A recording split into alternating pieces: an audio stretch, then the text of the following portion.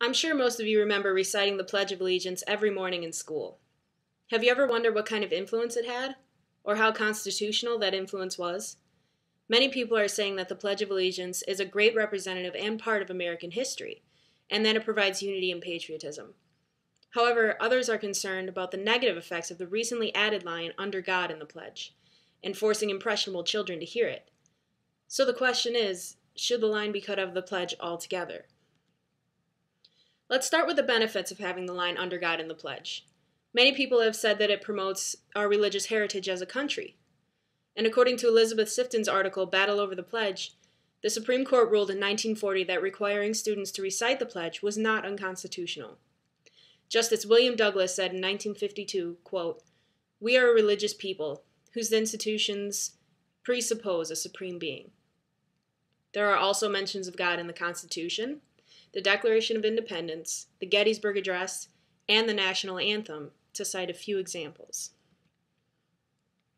People have also said that the pledge provides unity and patriotism. According to Sifton's article, state legislatures supported the 1940 Supreme Court decision and, quote, "thought the flag ceremony was a good way to instill national loyalty in a diverse school population." Legislatures said that having them share in, quote, "a common experience designed to invoke in them appreciation of the nation's hopes and dreams, its suffering and sacrifices, the ultimate foundation of a free society, is the binding tie of cohesive sentiment." There's also the issue of freedom of religion. According to Perry A. Zirkel's article, Under God, a Supreme Court decision in 1943 overturned the 1940 ruling that allowed schools to force students to recite the pledge. As a result, no student will be forced to recite. Should it be every faithful person's right to express their faith in the Pledge of Allegiance? However, there are also some drawbacks to keeping the line "Under God" in the pledge. The First Amendment reads, "Congress shall make no law respecting an establishment of religion or prohibiting the free exercise thereof." The 1943 Barnett decision already decided that no student will be forced to recite the pledge. However, it didn't go beyond that. The line "Under God" wasn't added to the pledge until 1954, meaning that religion wasn't a consideration when the court decided.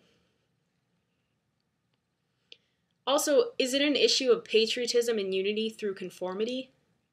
This visual aid shows the distribution of religions in America. Does hearing the phrase "Under God" recited by friends and teachers make students of different religious affiliations feel like outsiders?